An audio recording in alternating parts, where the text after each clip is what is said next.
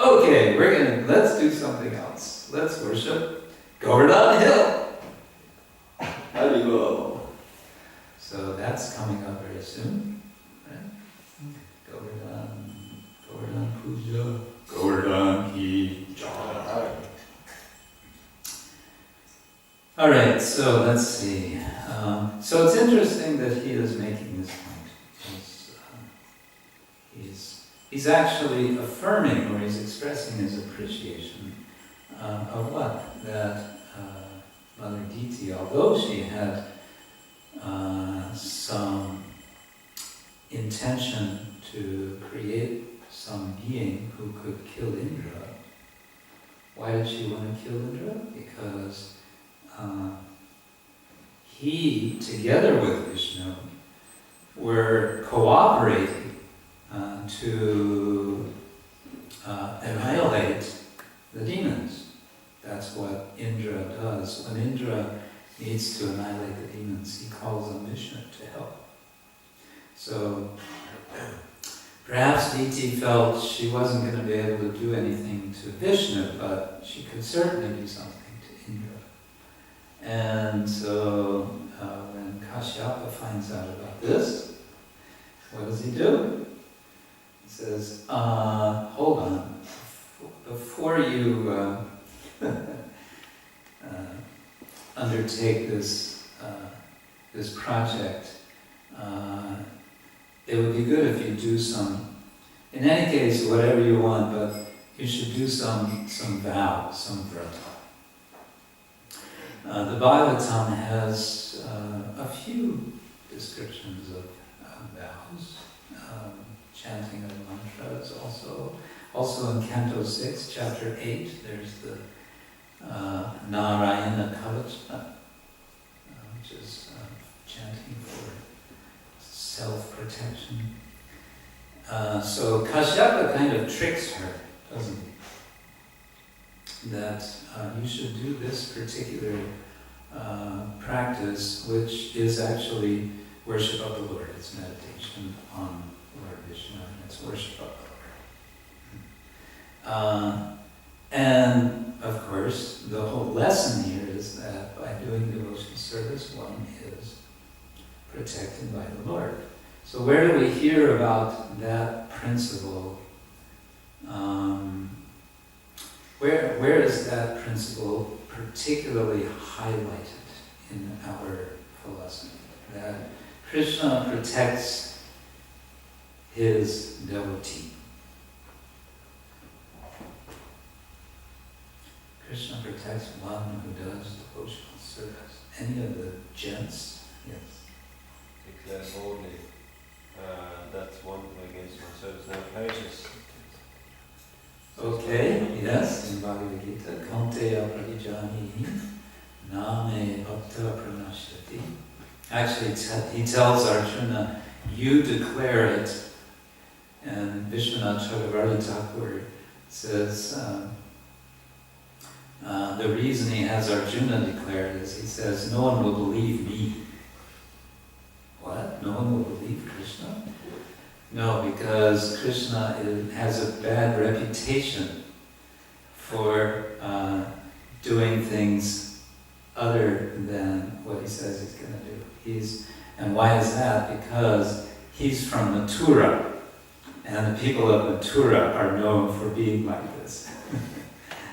Krishna says something like that. Yes, another context is in the process of Sharanagati. So I'm sure you're familiar. There's a six-fold process. Anukulyasya sankalpa, pratikulyasya marjanam.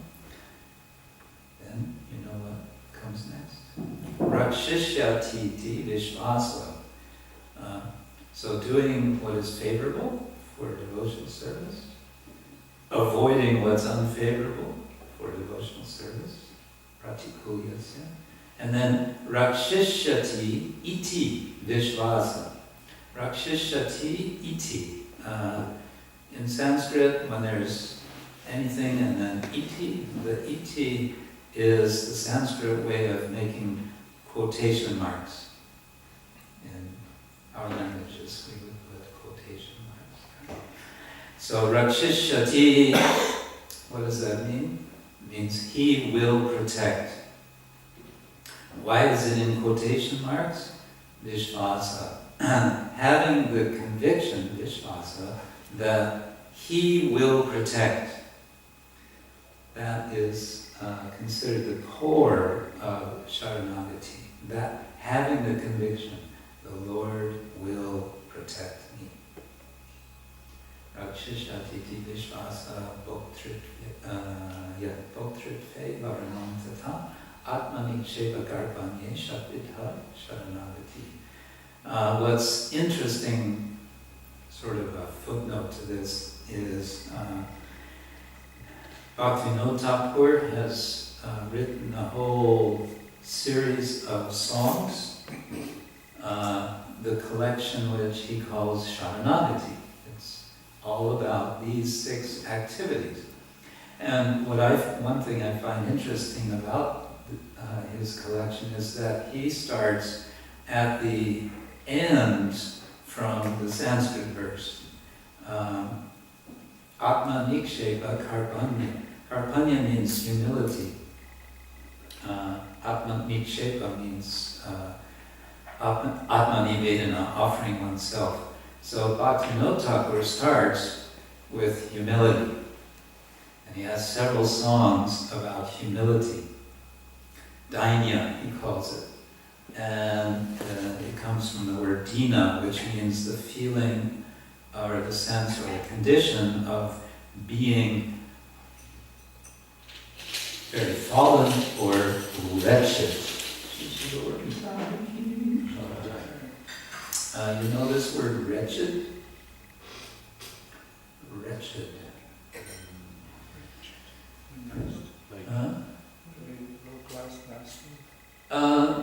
Yes, but it doesn't have a moral connotation to it necessarily. It's not that one is bad, but just one is in a very lowly condition. One's suffering a lot, and one is really, we say in English, down and out. You know that expression? Down and out. So Bhaktivinoda Thakur begins with humility, and by that he's implying this is the starting point, the foundation of surrender to the Lord. And of course, surrender, that's what we always hear about, right? This is what we're supposed to be doing, surrendering to Krishna. So I want to read for you a translation of a part, I don't think it's all, of Ramanujacharya's commentary on the famous book, the same famous verse of Bhagavad Gita, 1866, which goes,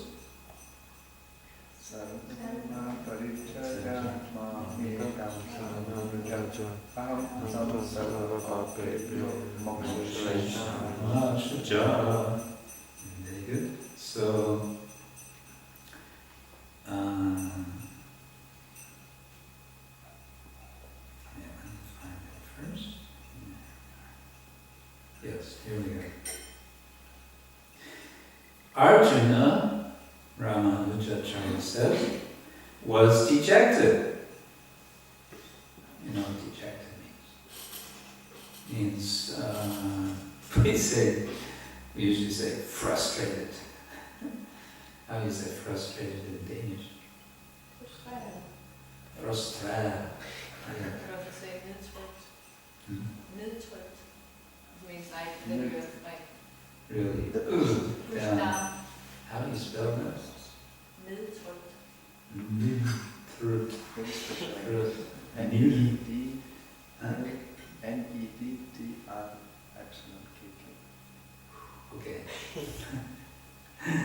He was like that. That's what Ramanuja says. Arjuna was dejected, seeing that Bhakti Yoga can be practiced successfully only by a person who is free from all sins. and to whom Bhagavan is inexpressibly dear. Seeing further that the sins which are inimical, which are against starting bhakti yoga, are infinite. And the dharmas, the obligations, which are in the form of prayaschita. You know this word prayaschita? Yeah, atonement. For those sins, to be done in a limited time, do not help in overcoming the sins. And that he was therefore unworthy of starting bhakti yoga. Okay, so he's starting out this picture of Arjuna. He's really unhappy because he's thinking, well, I can't even start bhakti yoga because there's so many sins, unlimited sins, and I can't, in this life, I can't do all the prayaschita that would be necessary to get rid of this. Then the Lord said, and he quotes the verse, abandoning all dharmas, take refuge in me alone, unquote, thus driving away Arjuna's sorrow. And then continuing the quote, quoting Krishna, he's expanding how Krishna is speaking. There are sins hoarded up, means piled up from beginningless time of various types, endless, which are obstacles to your undertaking bhakti yoga. There are prayaschita rites for each of these actions, such as, and he gives a long list, specific prayaschita. There's one called Ksetra. Ksetra means extremely difficult. Chandrayana, etc., Agnishtoma, etc. Various eternal, which are difficult to do for one such as you, who has little time. Therefore, renouncing all these dharmas, in order to succeed in beginning bhakti yoga, take refuge in me alone. I, who am supremely compassionate, the refuge of the entire world, impervious to distinctions. I make no distinctions. The ocean of compassion for those who seek me. I will free you from all those sins which have been spoken of, which are obstacles to beginning that bhakti toward the essential nature. Do not grieve. So, I think the general point here is that Ramanuja is saying it's not that Krishna is just saying kind of, giving instruction, give up all your dharmas and surrender unto me, etc. Rather, he's pleading. He's pleading with Arjuna. He's opening his heart and he's saying, please do this. This is your opportunity and you can do it. You have the choice to do it. You have actually, where I got this translation from is a scholar who's analyzing how different Indian philosophers have discussed free will. And she's making a point that it's understood by the Vaishnavas that Krishna always holds as a fixed principle the giving of free will to us. So we always have a choice. And the choice is not just, once a few years ago we decided to become a Hare Krishna. The choice is every day. It's an everyday decision that we have to make. Well, lots of things one can say about each of these verses, but time passes. I was thinking to share with you, if you like, a little of what I do is travel, and like all of us, I try to chant Hare Krishna, but I also do various things related with the so-called academic world. We have a center in Oxford called the Oxford Center for Hindu Studies, which has been going now since 1999. And we've reached a situation where we're now officially recognized by the University of Oxford as what they call a recognized independent center of Oxford University. So that connects us with them at the same time we're independent. It's quite a prestigious kind of situation to be in. And Shanagarishi Prabhu is active as the director of that center, and he's facilitated many persons, including several devotees, to get higher degrees, higher meaning master's degrees and doctorate degrees, and other ways of facilitating. One of which is also the writing, the publishing of literature, of books. So, for example, this one. I did my doctoral research on the subject of our own tradition, Gaudiya Vaishnava tradition of Murti Seva. And then after finishing that, I did a bit of revision, not too much, and then was able to publish the book with an academic publisher, which is publishing a whole series of books from our center. We have several, they've done, I think, at least 15 or 20 titles now in what they call Hindu Studies series. So this is called Attending Krishna's Image, Chaitanya Vaishnava Murti Seva as Devotional Truth. It's kind of a mouthful of a subtitle, but what I'm doing essentially in the book is focusing on two temples. One is the Radha Raman temple in Vrindavan, which has been going for over 4 centuries, worshipping Radha Raman. I spent 4 months living next to the temple and attending their various functions and meeting some of their priests, the Goswamis, and having some conversations with them. And the other temple is Bhaktivedanta Manor outside of London. And what I'm doing in this book is making a kind of comparison of the two. And for that purpose, I'm doing a bit of, you might say, intellectual gymnastics. That's where the term devotional truth comes from.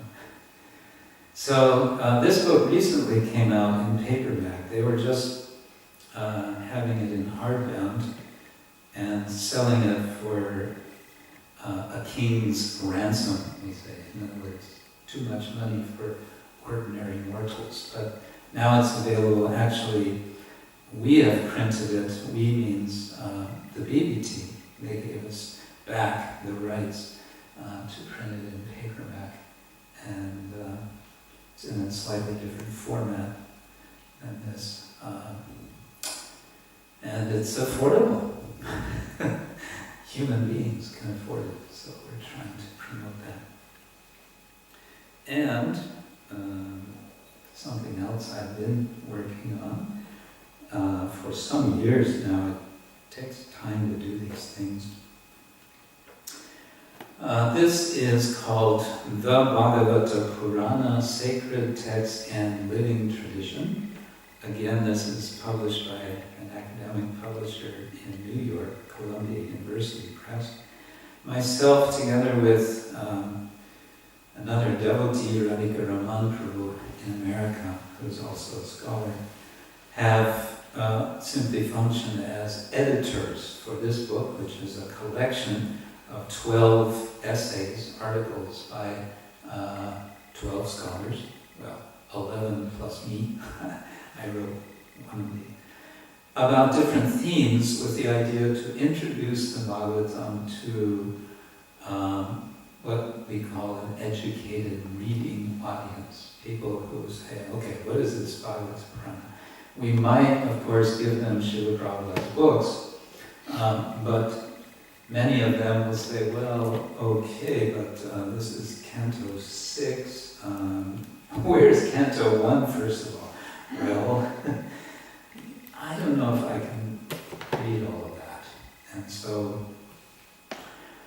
we have managed to put this together, discussing different themes of the Bhagavatam. But this book is meant as a counterpart, a companion, we call it, to another book which we are just finishing now, and that is a very abridged, one-volume edition of the Bhagavatam.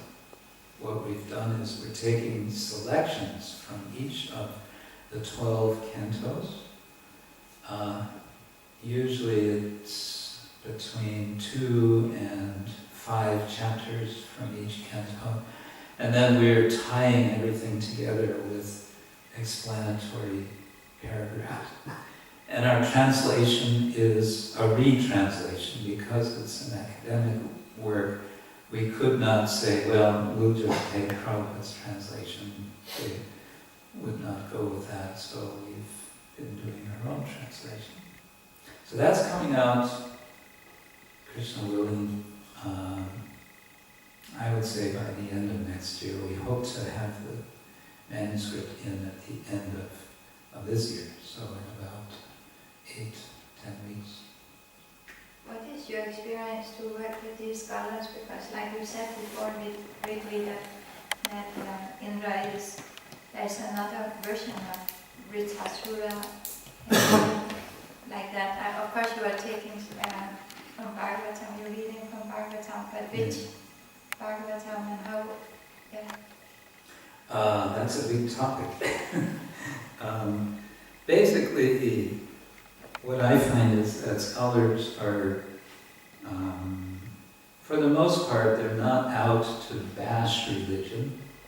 They're usually the kinds of scholars we deal with are spending decades studying things that we study, so they're somehow or other attracted to them.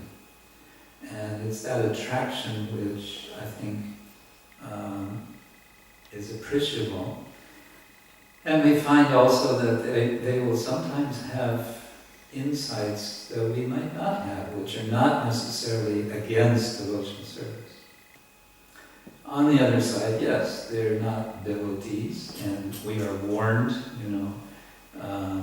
milk touched by the lips of a servant, etc. Most of the articles in here are by devotee scholars.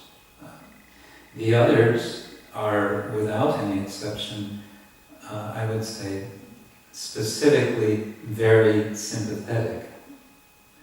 All except one of the scholars we know personally. The other, the one scholar neither of us met personally. There's no trace within her article of anything negative or critical, because that's just not her topic. She's writing about contemporary Bharatanatyam dance as inspired by the Bhagavatam. So, yeah, it's a balancing act, I would say. And in a sense, devotional scholarship is a kind of learning how to walk the tightrope and keep one's balance. Yeah. And then just another sample of this sort of thing that I have done. I did not do this book, but I within this book, the Bloomsbury Companion to Hindu Studies, which was previously published by Continuum, it's really, in so many ways, a really excellent introduction to, this is not an introduction to Hinduism. That's a different kind of book. This is an introduction to scholarship on Hinduism. And so I was invited to write a short article, it's maybe 10 pages, on iconology, the study of images, and worship, because, somehow it became a little bit known in very small circles for this book. So they said, okay, well, you know about this stuff, you could write it. So then this kind of thing goes out. Also recently there's been a published 5-volume encyclopedia of Hinduism by another academic publisher called Brill, which is a very respected publisher of Indological things from Holland. And I was asked first to write an article on puja and darshana. And they gave me the maximum length for an article, which is 10,000 words, which is quite a substantial article. And when I finished it and I sent it to them, they said, can you please send it, do you have any images, photos that you could send, we could include in the encyclopedia. They'll be in black and white, but if you have anything. So we sent 3, 4, 5 photos, and one of the photos, well, we sent them all in color. One of the photos was a very, very well done photograph of Sri Gaura, the deities in the Budapest temple. They're marble deities. They liked that photo so much that they printed it in full color in their encyclopedia. Then they asked me to write an article on Gaudiya Vaishnavism. Gaudiya Vaishnavism, 10,000 words. What? Explain everything about Gaudiya? Yes, okay, good luck. So I spent some time with that. And then they wanted a 5,000 word essay on Chaitanya Mahaprabhu. So I also had opportunity. And 2 or 3 other devotees have done other articles for that encyclopedia. Garuda Prabhu, I believe, did one on Leela. I think also on Rasa. Yeah. Okay, finally, the more devotional, and this one only edited by me. This is called Gaura Smarana, Devotees' Creative Reflections on Divine Pastimes. This is, it's becoming a bit of a series. It started 3, 4 years ago. We were having some seminars, some discussion with devotees about Krishna Lila, and one day I said, we should write something, let's be a little creative. And devotees kind of looked at me, what do you mean? So then I wrote something for the next day, and what I wrote was, I thought, well, we have the description of Rukmini before she meets Krishna. She hears about Krishna, and what does she do? She sends a message